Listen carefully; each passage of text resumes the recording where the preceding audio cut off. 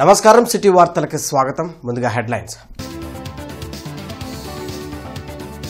Medical కాలేజీలపై YCP అసత్య ప్రచారం. అంబటి రాంబాబు నోరు అదుపులో పెట్టుకోవాలన్న స్వచ్ఛాంధ్ర చైర్మన్ పట్టాభిరామ్.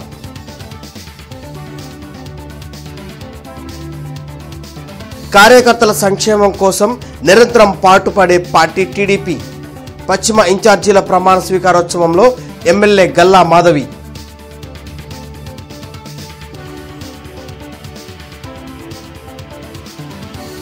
నగర శివారు కాలనీలో పర్యటించిన కలెక్టర్ పులి శ్రీనివాసులు. అభివృద్ధి పనులపై అధికారులకు ఆదేశాలు.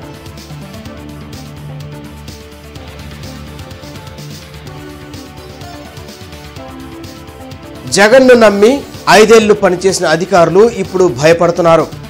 వైసీపీ అధ్యక్షులు జగన్ ఒక విషవృక్షమన్న ఎమ్మెల్యే నక్కా ఆనందబాబు. గుంటూరు తూర్పు ఎమ్మెల్యే కార్యాలయంలో నజీర్ అహ్మద్ అధ్యక్షతన division committee, cluster, unit, booth ఇన్ఛార్జీల ప్రమాణ స్వీకార మహోత్సవం ఘనంగా జరిగింది. ఈ కార్యక్రమానికి ముఖ్య అతిథిగా స్వచ్ఛాంధ్ర చైర్మన్ కొమ్మారెడ్డి పట్టాభిరామ్ హాజరయ్యారు. ఈ కార్యక్రమానికి ముఖ్య అతిథిగా స్వచ్ఛాంధ్ర చైర్మన్ కొమ్మారెడ్డి పట్టాభిరామ్ హాజరయ్యారు. ఈ సందర్భంగా ఎమ్మెల్యే నసీర్ అహ్మద్ మాట్లాడుతూ తూర్పు నియోజకవర్గంలో అన్ని కమిటీలను పూర్తి చేశామని, రాబోయే రోజుల్లో కమిటీలలో ఉన్న అందరి సభ్యుల సహకారంతో పార్టీ పటిష్టతకు కృషి చేస్తామని చెప్పారు. అనంతరం కొమ్మారెడ్డి పట్టాభిరామ్ మాట్లాడుతూ ప్రమాణ స్వీకారం చేసిన సభ్యులకు శుభాకాంక్షలు తెలియజేశారు. పార్టీ కార్యక్రమాల్లో సభ్యులందరినీ భాగస్వాములు చేస్తామని, కమిటీలలో సభ్యులు అలంకారప్రాయంగా కాకుండా వారికి తగిన ప్రాధాన్యత ఇస్తామని తెలిపారు. త్వరలో రానున్న స్థానిక సంస్థల ఎన్నికల్లో పార్టీ విజయం సాధించేలా కృషి చేస్తామని చెప్పారు.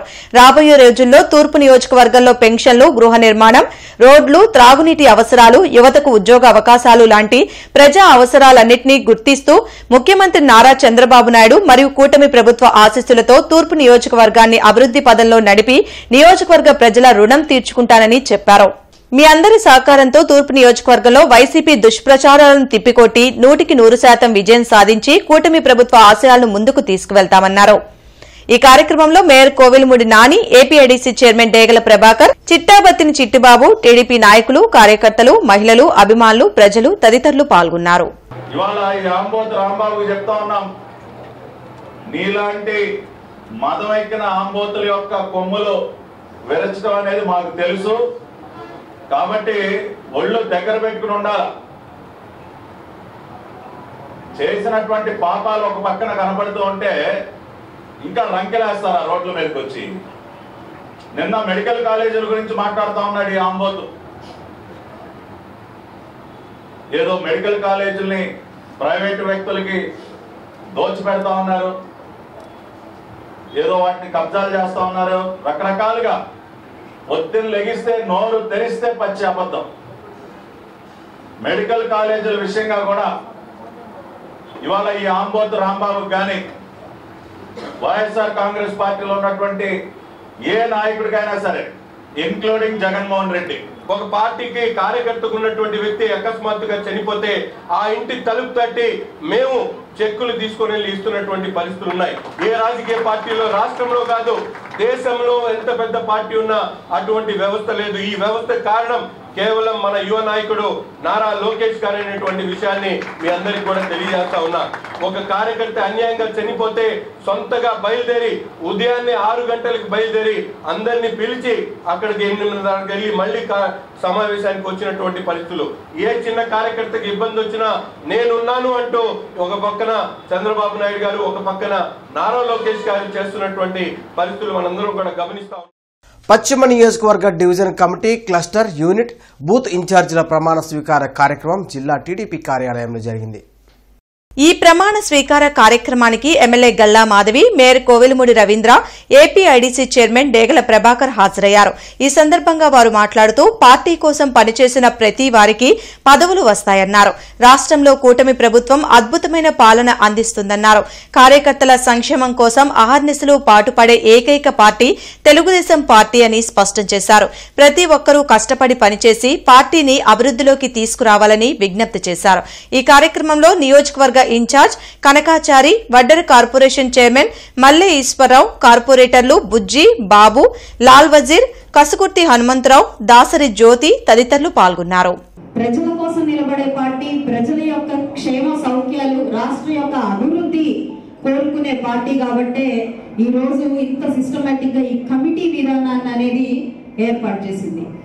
మరి కమిటీలో ఉండే మెంబర్లందరూ కూడా బూత్ ఇన్ఛార్జీల దగ్గర నుంచి ఈ రోజు ఎమ్మెల్యే దాకా కూడా ప్రతి ఒక్కరూ దేనికి బాధ్యులు, దేనికి బద్దులు అని అంటే ఖచ్చితంగా ప్రజలకే బాధ్యులు, ప్రజల యొక్క సంక్షేమానికే బద్దులుగా ఈ రోజు ప్రతి ఒక్కళ్ళు ప్రవర్తించాల్సిన అవసరం ఉంది. మీ బూత్లో మీరు ఏ విధంగా ఉంది, ఏ విధంగా ఉపయోగించి చేస్తున్నారు, ఏ విధంగా మీరు మ్యాపింగ్ చేస్తున్నారు, మీరు ఇచ్చే గణాంకాలన్నీ కరెక్ట్గా ఉన్నాయా లేవా, ఏదైనా ర్యాండమ్గా చేసి వెళ్తున్నారని కూడా వాళ్ళ దగ్గర ప్రతి విషయం డేటా ఉంటుంది. దానిలో భాగంగా మిమ్మల్ని ఉత్తమ కార్యకర్తలను గుర్తించి ఆయన రాగానే ఫస్ట్ లోకేష్ గారు కానీ చంద్రబాబు నాయుడు గారు కానీ ఒక సర్టిఫికేట్ ఇస్తారు. దాని తర్వాత కార్యకర్తలు మీటింగ్కి వెళ్తున్నారు. ఇది రాష్ట్రం మొత్తం జరుగుతుంది. ఇంకా మన జిల్లాకి వచ్చి అఫీషియల్ ప్రోగ్రాంలు వచ్చేస్తున్నారు కాబట్టి ఇక మీటింగ్ పెట్టలేదు. తప్పనిసరిగా అతి త్వరలో మన కాన్స్టిట్యున్సీలో కూడా ఇట్లాగే ఉత్తమ కార్యకర్తలు సెలెక్ట్ చేస్తారు. అట్లాగే కార్యకర్తల మీటింగ్ కూడా ఏర్పాటు చేస్తారు. పోలీస్ అధికారిని తప్పుడు కేసులో ఇరికించాలని ప్రయత్నించిన దుండగులు 5గురిని గుంటూరు పోలీసులు అరెస్ట్ చేశారు. జిల్లా ఎస్పీ కార్యాలయంలో జరిగిన మీడియా సమావేశంలో ఎస్పీ వకుల్ జిందాల్ మాట్లాడారు. తుళ్లూరు సీఐ శ్రీనివాసరావుని తప్పుడు కేసులో ఇరికించాలని కన్నెగంటి అరుణ్ బాబు ప్రయత్నించారని అన్నారు. కొంతమందిని తన ఇంటి వద్దకు పంపి తన కారు అద్దాలు పగలగొట్టించి దానిని వీడియో తీయించారని చెప్పారు. సాంకేతిక పరిజ్ఞానాన్ని ఉపయోగించి 5గురు నిందితుల్ని అరెస్టు చేశామన్నారు. వారిపై రౌడీ షీట్లు ఓపెన్ చేయనున్నట్లు ప్రకటించారు. ఇటువంటి నేరాలకు పాల్పడేవారు ఎంతటి వారినైనా ఉపేక్షించేది లేదని ఎస్పీ హెచ్చరించారు. ఈ కార్యక్రమంలో డీఎస్పీ అరవింద్, సీఐ గంగా వెంకటేశ్వర్లు పాల్గొన్నారు. పోలీస్ డిపార్ట్మెంట్ మీద సొంతంగా చేయించి, సొంతంగా రౌడీ మూకలు తయారు చేయించి వాళ్ళతో దాడి చేసి పోలీసు వాళ్ళ బరి తెగింపు అంట. పోలీసు వాళ్ళు రౌడీ మూకలను పోషిస్తున్నాడట. ఇంకా దారుణంగా ఏముంటది? ఇంకా మనం ఎక్కడికి దిగజారుతాము? చాలా చాలా very very tragic, very very unfortunate. అంత ధైర్యము, అంత కాన్ఫిడెన్స్, మేమేం చేసినా మాకు ఏం కాదు, మేము మేనేజ్ చేసుకుంటాము, మేము మళ్ళా బెదిరించి మళ్ళా మేనేజ్ చేసి మేము బయటికి వస్తాము, మాకు ఎవరు టచ్ చేయలేడని ఏమైనా జరిగితే ఎవరిని పిలవాలి? పోలీస్ డిపార్ట్మెంట్ ని పిలవాలి. పోలీస్ డిపార్ట్మెంట్ ఇన్వెస్టిగేషన్ చేసుకోవాలి. పోలీస్ డిపార్ట్మెంట్ ను పిలిపించి పోలీస్ డిపార్ట్మెంట్ వల్లే చేశాడని చెప్తున్నాడు. కమిషనర్ పులి శ్రీనివాసులు రాజీవ్ గృహకల్ప సముదాయాన్ని పుచ్చలపల్లి సుందరయ్య కాలనీలో అసంపూర్తిగా ఉన్న రోడ్లను, విద్యానగర్ అంకిరెడ్డిపాలెంలో అభివృద్ధి పనులను ప్రత్యక్షంగా పరిశీలించారు. ఈ సందర్భంగా కమిషనర్ మాట్లాడుతూ అడవి తక్కిలపాడు రాజీవ్ గృహకల్ప సముదాయాల్లో త్రాగునీటిని ట్యాంకీకి ఎక్కించి ఫ్లాట్లకు సరఫరా చేసేలా చర్యలు తీసుకోవాలని ఏఈని ఆదేశించారు.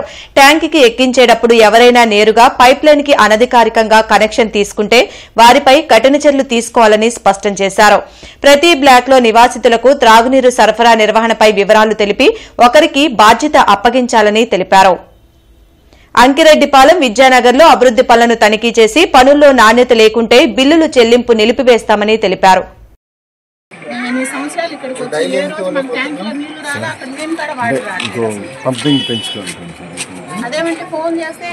సంపద ఏరియా వైజ్ డిస్ట్రిబ్యూట్ చేస్తున్నారు సార్. వచ్చిందాన్ని ఏరియా వైజ్ ఇక్కడ నుంచి ఆ ట్యాంక్ నుంచి అక్కడ ఒకటి ఇది ట్యాంక్ సార్. ఈ ట్యాంక్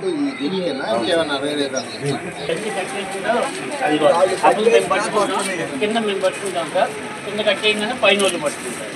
అట్లా 8 మంది పట్టుకుంటున్నాం. వాటర్ ఇట్లా వస్తుంది.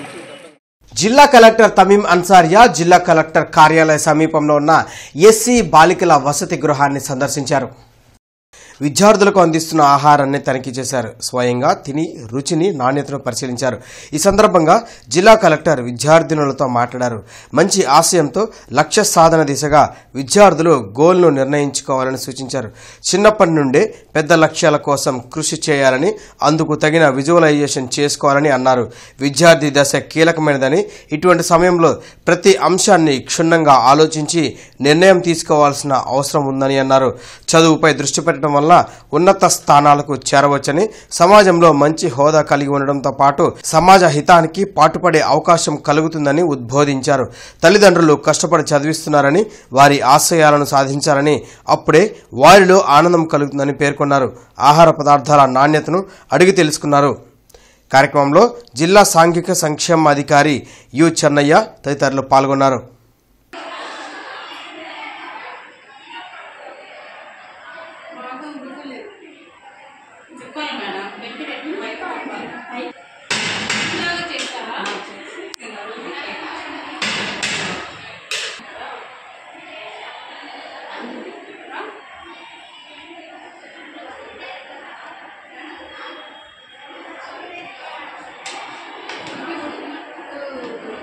వైసీపీ అధ్యక్షులు జగన్ ఒక విష వృక్షమని, రాష్ట్రానికి ప్రమాదకరమని మాజీ మంత్రి ఎమ్మెల్యే నక్కా ఆనందబాబు తీవ్ర వ్యాఖ్యలు చేశారు. మంగళగిరిలోని టీడీపీ కేంద్ర కార్యాలయంలో మాజీ మంత్రి నక్కా ఆనందబాబు మీడియాతో మాట్లాడారు. 5 ఏళ్ల పాటు జగన్ను నమ్మి పనిచేసిన వాళ్లు ఇప్పుడు భయపడుతున్నారని చెప్పారు. వైసీపీ అధికారంలో ఉన్నప్పుడు అక్రమ కేసులు, అరాచకాలు జరిగాయన్నారు. అప్పుడు ఉన్నత హోదాల్లో పనిచేసిన అధికారులు ఇప్పుడు పశ్చాత్తాపంతో స్టేట్మెంట్లు ఇస్తున్నారంటే ఎలాంటి తప్పులు జరిగాయో అర్థం చేసుకోవచ్చునని నక్కా ఆనందబాబు తెలిపారు. దక్షిణ కొరియాలో కిమ్ ఉన్నాడు. అతను ఉగ్రవాదానికి మించిన అరాచకం ఈ జగన్ చేశాడు. మనం చెప్పేది కాదు, ఆ రోజు కీలక పాత్ర పోషించిన అధికారులందరూ అదే చెప్తా ఉన్నారు. గత 5 ఏళ్ల పాటు జగన్ చెప్పిందే చట్టం, ఆయన మాట వేదం. భయపడిపోయారు, ఆ విధంగా చేశారు. ఆనాడు చంద్రబాబు నాయుడు గారిని అక్రమంగా నంద్యాల నడి రోడ్డు మీద తెల్లవారుజామున అరెస్ట్ చేసి జైలుకు పంపించి సునకానందం పొందాడు జగన్మోహన్ రెడ్డి. ఆ అజెండాను ఎత్తినెత్తుకున్న వారందరూ కూడా ఈ రోజు పశ్చాత్తాపడుతున్నారు. నిన్న టీటీడీ మాజీ ఈఓ ధర్మారెడ్డి చెబుతా ఉన్నాడు, హైకమాండ్ నిర్ణయాల మేరకే టెండర్లన్నీ కూడా పిలిచాం. ప్రవీణ్ ప్రకాష్ హైకమాండ్ ఆదేశాల ప్రకారమే అడిషనల్ డీజీ ఏబి వెంకటేశ్వరరావు గారు గాని, ఐఆర్ఎస్ అధికారి జాస్తి కృష్ణకిషోర్ గారి మీద గాని యాక్షన్ తీసుకునే ఫైల్ మీద సంతకాలు పెట్టాను, పొరపాటైంది, నన్ను క్షమించమని చెప్పి ఇవన్నీ కూడా అందరూ ఎవరొచ్చినా సరే ఆ రోజు సీఎం పేషీలో పనిచేసినటువంటి పిఎల్ గాని, ఓఎస్డీలు గాని లిక్కర్ కేసుల్లో ఇరుక్కున్నప్పుడు వాళ్ళు అదే చెప్పారు, హైకమాండ్ ఆదేశాలు, మాదేమీ లేదని చెప్పారు. వైద్య కళాశాలల ప్రైవేటీకరణపై రాష్ట్ర వ్యాప్తంగా వైసీపీ నిరసన ర్యాలీ చేస్తే నాపైనే కేసును పోలీసులు నమోదు చేయడం హాస్యాస్పదమని మాజీ మంత్రి అంబటి రాంబాబు అన్నారు. తాడేపల్లిలోని వైసీపీ కేంద్ర కార్యాలయంలో ఆయన మీడియాతో మాట్లాడారు. ర్యాలీకి పర్మిషన్ పెట్టుకుంటే పోలీసులు ఇవ్వటం లేదని ఎక్కడా తమకు చెప్పలేదన్నారు. కేవలం రాజకీయ కక్షతోనే తనపై అక్రమ కేసుల్ని పోలీసుల ద్వారా కూటమి ప్రభుత్వం బనాయిస్తుందని అంబటి ఆరోపించారు. 175 నియోజకవర్గాల్లో కూడా మెడికల్ కాలేజీల ప్రైవేటీకరణకు వ్యతిరేకంగా ర్యాలీ చేశాం. ర్యాలీకి ముందు పర్మిషన్ అడిగాం, పర్మిషన్ ఇవ్వలేదని చెప్పలేదు. నేను బయలుదేరితే నా ఇంటికాడ కూడా నన్ను ఆపలేదు. కొంత దూరం వెళ్ళిన తర్వాత బ్యారికేడ్స్ అడ్డం పెట్టారండి. ఎక్కడ అడ్డం పెట్టారు? ఈ రాష్ట్రంలో ఎక్కడ అడ్డం పెట్టారా? చూసి చూడట్టు పోయారు. వెళ్ళారు, ఇచ్చాము, మెమోరాండాలు ఇచ్చారు, తిరిగి వచ్చారు. అంతే కదా, ఇది ఒక ప్రజా ఉద్యమం. మెమోరాండాన్ని తీసుకెళ్ళి సంతకం పెట్టి ఆర్డీఓకి ఇచ్చి తిరిగి వచ్చేస్తాం కదా, ఇదే కదా మేము చేసేది. మేము లాండ్ ఆర్డర్ ప్రాబ్లం క్రియేట్ చేశామా? పెద్ద పెద్ద బ్యారికేడ్స్ పెట్టి 30-40 మంది పోలీసులు పెట్టి మమ్మల్ని రెచ్చగొట్టి మా మీద కేసు పెట్టి మమ్మల్ని రాపలేద్దాం అనుకుంటున్నాం. గుంటూరు తూర్పు నియోజకవర్గంలో పలు ప్రాంతాలను ఎమ్మెల్యే నజీర్ అహ్మద్ పరిశీలించారు. హుసేన్ నగర్, చంద్రబాబు నాయుడు కాలనీలో సీసీ రోడ్లు, డ్రైన్ల నిర్మాణానికి భూమి పూజ చేశారు. కూటమి ప్రభుత్వం అధికారంలోకి వచ్చాక తూర్పు నియోజకవర్గంలో అన్ని డివిజన్లను ప్రణాళికాబద్దంగా అభివృద్ది చేస్తున్నట్లు MLA Naseer, deputy mayor Sajila తెలిపారు. గుంటూరు తూర్పు నియోజకవర్గాన్ని అభివృద్దికి రోల్ మోడల్ గా తీర్చిదిద్దేందుకు అన్ని విధాలా కృషి చేయనున్నట్లు వెల్లడించారు. మౌలిక వసతుల అభివృద్ధి గుంటూరు నగరంలో ఇప్పటికే గుంటూరు తూర్పు నియోజకవర్గంలో 35 కోట్ల రూపాయలతో అభివృద్ధి కార్యక్రమాలు అనేక డివిజన్స్లో చేపట్టడం జరిగింది. ముఖ్యంగా గతంలో లేనటువంటి రోడ్లు కూడా ప్రజలకు మరింత సౌకర్యార్థం కావాలని చెప్పి డైరెక్ట్ రోడ్స్ అన్నీ కూడా నిర్మాణం చేయడం జరుగుతూ ఉంది. రాబోయేటువంటి రోజుల్లో తూర్పు నియోజకవర్గానికి ఒక మోడల్ నియోజకవర్గంగా అభివృద్ధి చేసేటువంటి ప్రణాళికతో ముందుకు సాగుతాం. ఈరోజు ఎమ్మెల్యే నసీర్ అహ్మద్ గారి ఆధ్వర్యంలో హుస్సేన్ నగర్లో చంద్రబాబు నాయుడు కాలనీ రోడ్లో సీసీ డ్రైన్స్ శంకుస్థాపన చేయడం జరిగింది. మీరందరూ చూడొచ్చు, గతంలో ఎలాంటి అభివృద్ధి జరగలేదు. కూటమి ప్రభుత్వం వచ్చిన తర్వాత ఈ యొక్క 18 నెలల్లోనే అభివృద్ధి కార్యక్రమాలు, సీసీ డ్రైన్స్, సీసీ రోడ్స్, ప్రజలకు ఎలాంటి ఇబ్బంది కలగకుండా ప్రతి ఒక్క కార్యక్రమాలు చేయటం జరుగుతుంది. నిజంగా కూటమి ప్రభుత్వం వచ్చిన తర్వాత 30 సంవత్సరాలు 20 సంవత్సరాల నుంచి ఎక్కడ రోడ్లు వేయలేని పరిస్థితి. కానీ ఈ కూటమి ప్రభుత్వం వచ్చిన తర్వాత రోడ్లు పడుతున్నాయి. 20 సంవత్సరాల క్రితం పడవని రోడ్లు కూడా పడుతున్నాయని ప్రజలందరూ హర్షం వ్యక్తం చేస్తున్నారు. నవంబర్ 15వ తేదీన global Telugu Christian ministries Sudarshanam Livingston Gadde charitable trust సంయుక్త ఆధ్వర్యంలో ఉచిత మెగా వైద్య శిబిరం నల్లపాడులో జరగనుంది. తురకపాలెం రోడ్లోని జీటీఎం SLGCT క్యాంపస్ లో ఉచిత మెగా వైద్య శిబిరం జరుగుతుంది. ఈ సందర్భంగా వేముల వనిత, బ్లెస్సింగ్టన్, బెంజమిన్ శామ్యూల్, మద్దు ప్రేమజ్యోతి బాబు మీడియాతో మాట్లాడారు. ఈ ఉచిత వైద్య శిబిరంలో గుండె జబ్బుల, స్త్రీల, చిన్నపిల్లల, కంటి వైద్యులు వైద్య సేవలు అందిస్తున్నారు. గుంటూరు పరిసర ప్రాంతాల ప్రజలు ఈ అవకాశాన్ని సద్వినియోగం చేసుకోవాలని కోరారు. ఈ కార్యక్రమంలో తిప్పాబత్తిన గాబ్రియల్, మోహన్, ఎం గాంధీ పాల్గొన్నారు. స్త్రీలను పరీక్షించే వైద్య నిపుణులు, ఆర్థోపెడిక్, ఎముకల వైద్య నిపుణులు, కంటిని చూసే వైద్య నిపుణులు, డెంటల్ వైద్య నిపుణులు, వీరందరూ కూడా మరి పీడియాట్రిక్స్, చిన్నపిల్లల్ని చూసేవాళ్ళు, ENT డాక్టర్స్, వీరందరి ఆధ్వర్యంలో మరి క్యాంప్ జరగనయ్యింది. నల్లపాడు తురకపాలెం ఏరియాలో మరి ఈ క్యాంప్ జరగనయ్యింది.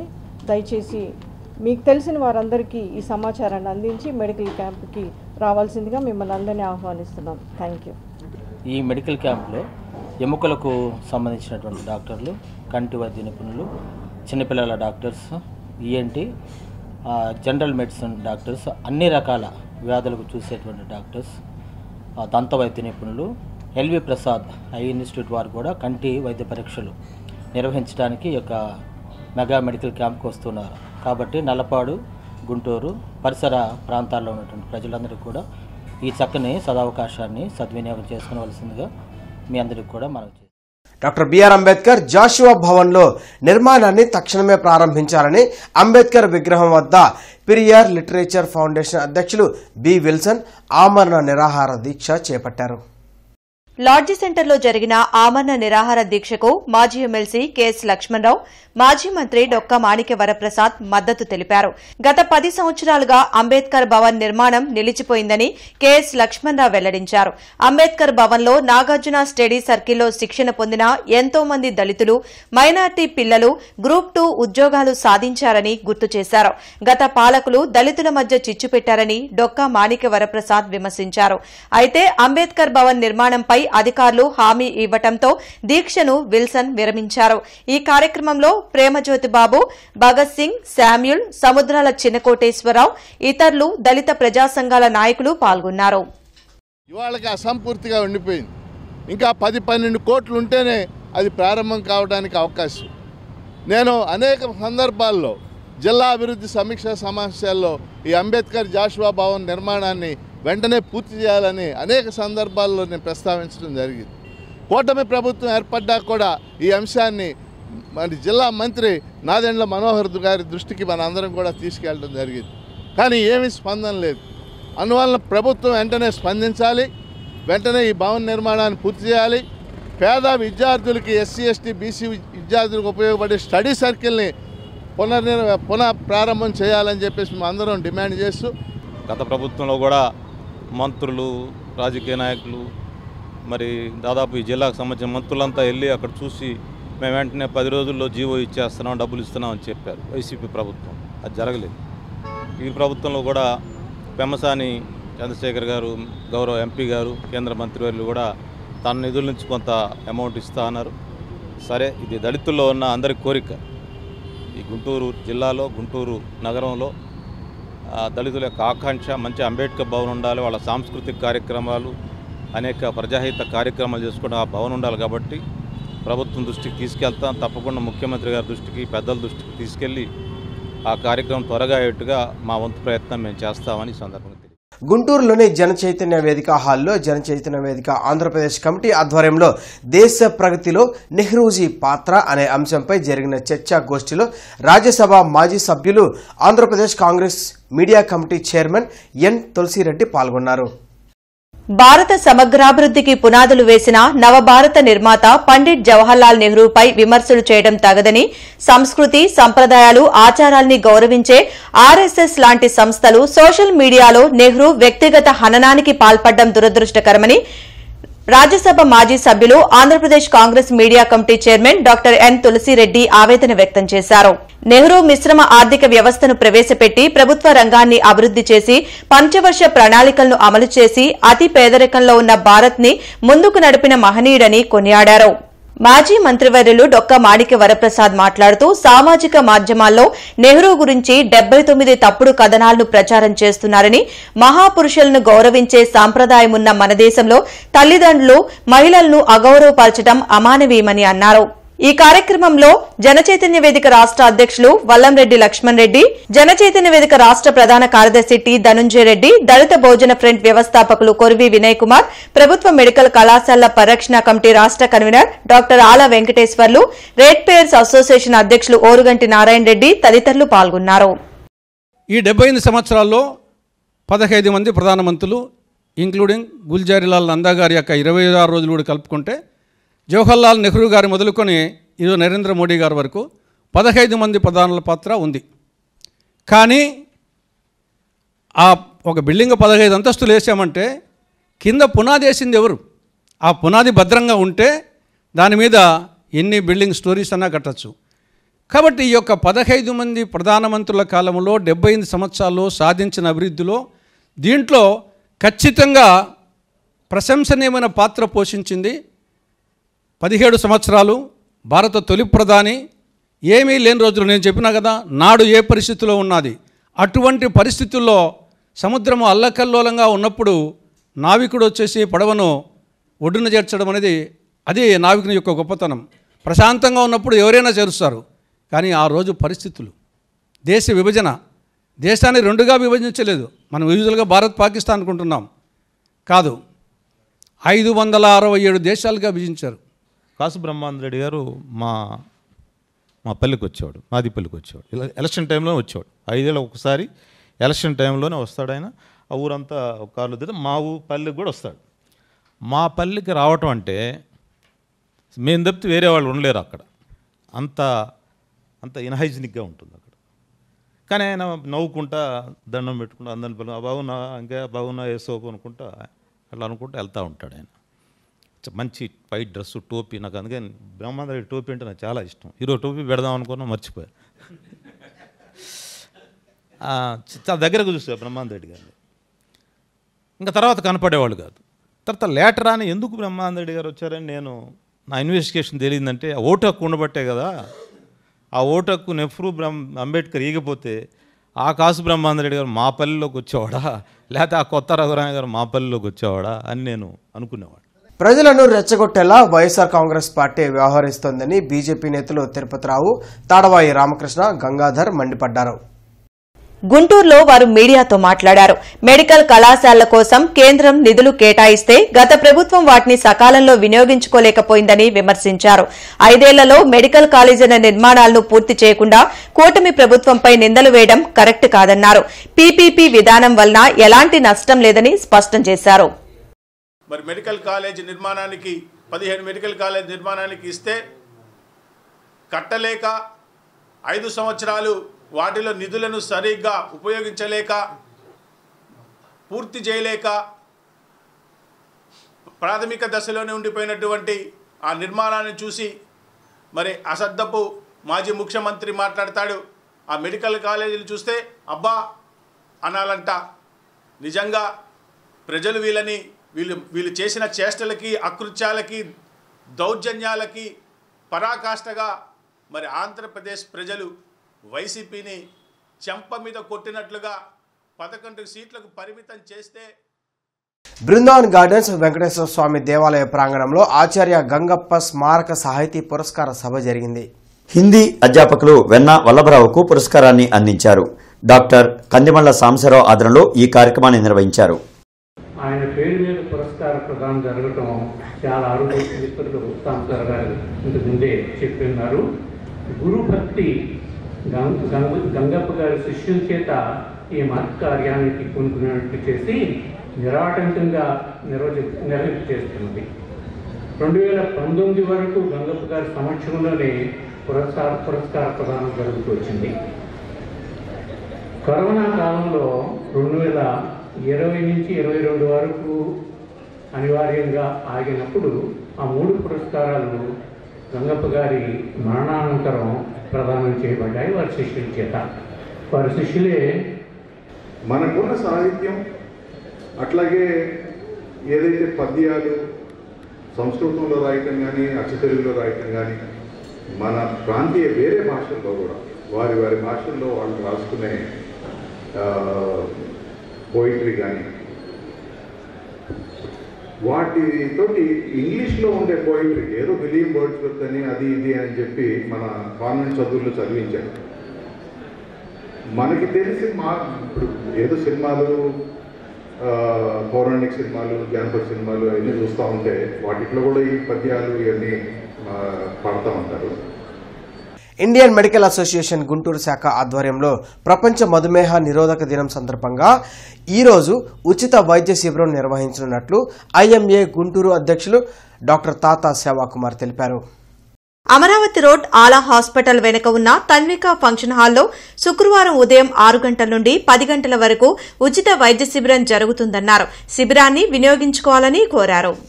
ఈ శిబిరంలో ముఖ్యంగా ఈ డయాబెటిక్ అనేది భారతదేశంలో చాలా వేగంగా వ్యాప్తి చెందుతుంది. అందులోనూ దక్షిణాది రాష్ట్రాల్లో ఇంకా ఎక్కువగా వ్యాప్తి చెందుతున్నట్లు ప్రతిరోజు హాస్పిటల్స్కు, డయాగ్నోస్టిక్ సెంటర్స్కు సందర్శిస్తున్నటువంటి వ్యక్తులను బట్టే మనకు అర్థమవుతుంది. ఇప్పటికే భారతదేశంలో 10 కోట్ల మంది డయాబెటిక్ పేషెంట్లు ఉంటే మరో 86 కోట్ల మంది అసలు డయాబెటీస్ ఉందన్న విషయం తెలియకుండా ఉన్నారు. అదేవిధంగా ప్రీ డయాబెటిక్ స్టేజ్లో 15% మంది ప్రజలు ఉన్నారు. ఈ విధంగా చూస్తే డయాబెటీస్ చాలా వేగంగా దేశంలో వ్యాప్తి చెందుతుంది. ఈ డయాబెటీస్ రహిత భారతదేశ నిర్మాణంలో మనందరం పాలు పంచుకుందామని నేను పిలుపునిస్తున్నాను. ఈ బులెటిన్ ఇంతటితో సమాప్తం. నమస్కారం.